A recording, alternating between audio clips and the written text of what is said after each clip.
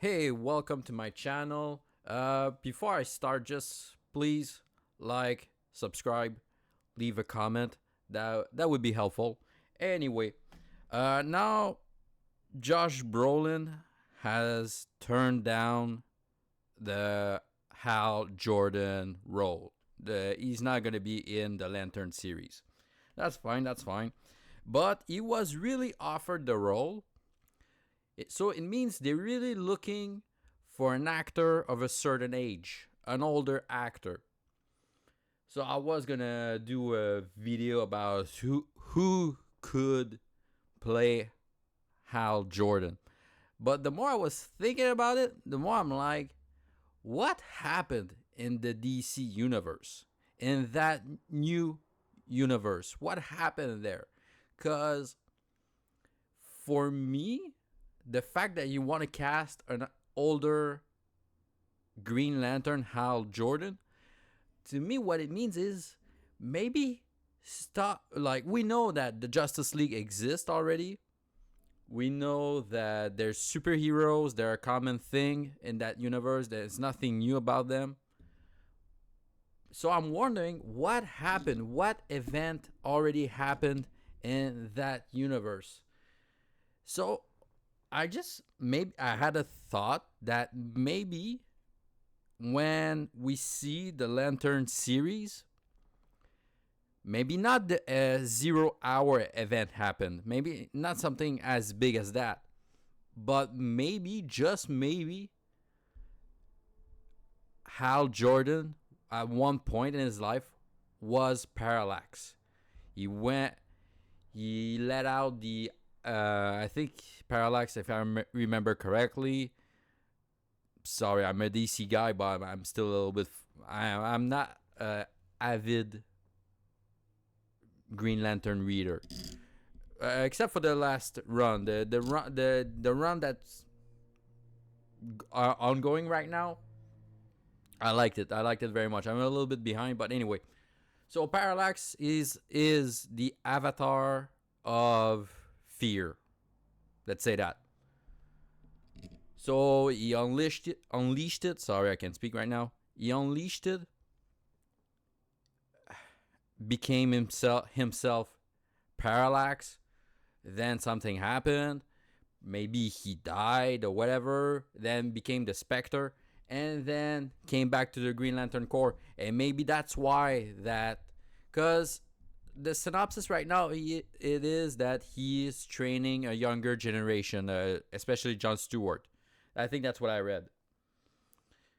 So maybe the Green Lantern gave him this job because he is an amazing Green Lantern and can teach a lot, but also to keep him close, to keep an eye on him, to see what he's doing, to see like he might break bad again.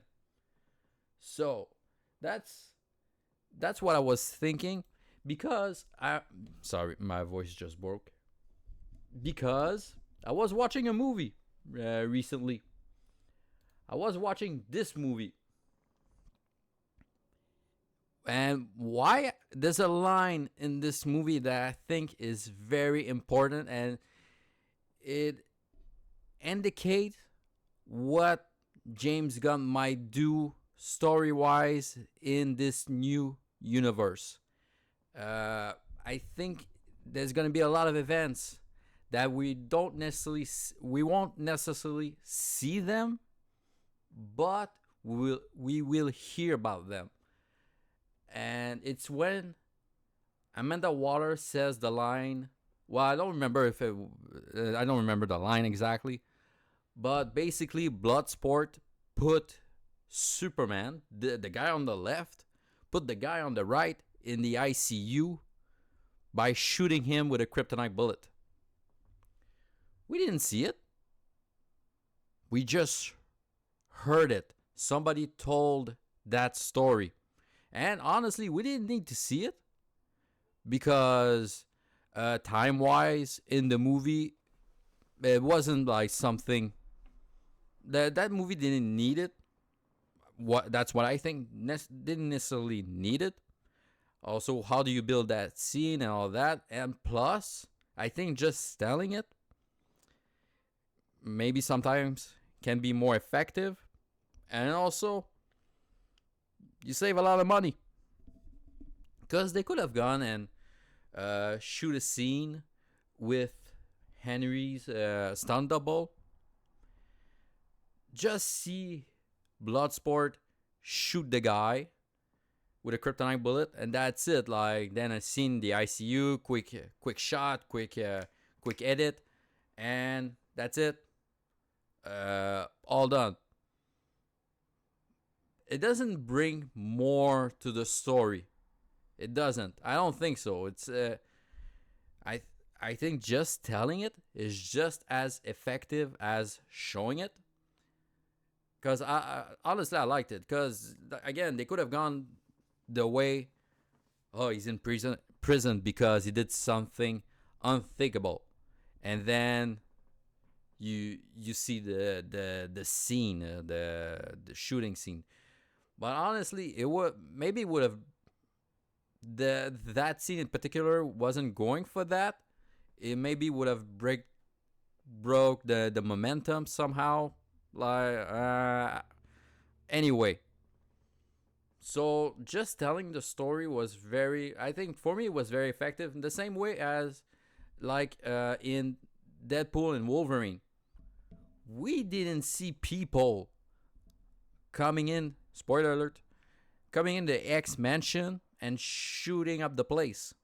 No, the only thing we saw was Wolverine's reaction, telling the story, how he was broken by it and all that. I think was that particular moment was way more effective than just showing a mass shooting, let's say. I think it was way more effective just showing how him being alive, how it affected him not being there, not be able to save them when he could have saved them. So I think it was like very effective. Again, it's we don't know anything about the DCU except that superheroes are a thing. They exist, nothing new about them.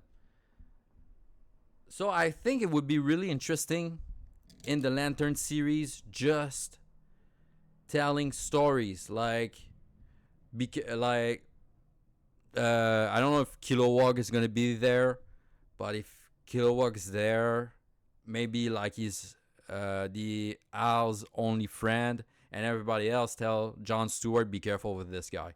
You don't know him. You don't know what he has done before, and just gradually telling the story of him, how he became Parallax, what he had lost, and all that. I think it would be, I would say, I wouldn't say very creative. Somehow, some way, it would be creative, just telling stories instead of showing it, because now, because that was the past. Now they're in the now. They don't need to show all of that. Just telling telling John Stewart that his partner, his teacher, is somebody that broke bad before, could do it again. Nobody trusts him. Something like that. I think it would be very interesting. Having stuff like that already happened. Again, I'm repeating myself. But again, not necessarily the 0 hour event in all of its mid glory. I liked it. It's fine. But just telling, like, he did that before, be careful, all that. And also him becoming the Parallax. And then after that, maybe Well, how did he redeem himself? Well, he sacrificed himself or something like that. Then he became the spirit of vengeance, but it wasn't good enough. So he became the spirit of redemption and then came back. It's maybe a little bit convoluted, but you have a whole series to tell snippets of of character background. So I think that would be interesting. Anyway, um, that's it.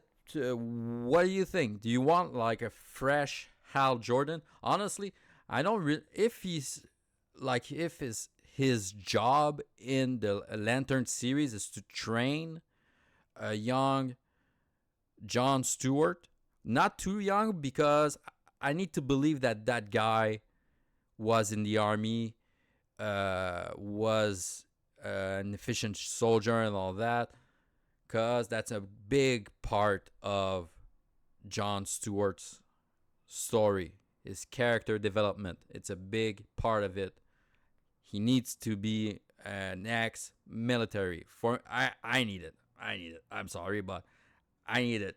John Stewart's my guy. If you're like me, your first exposure to the Green Lantern core character, it was John Stewart with the Justice League animated series. Anyway, what do you think? I'm probably wrong. Probably most of the time I am. It's all right. It's fine. We're all wrong sometimes. But anyway, let me know what you think. All right. See you soon.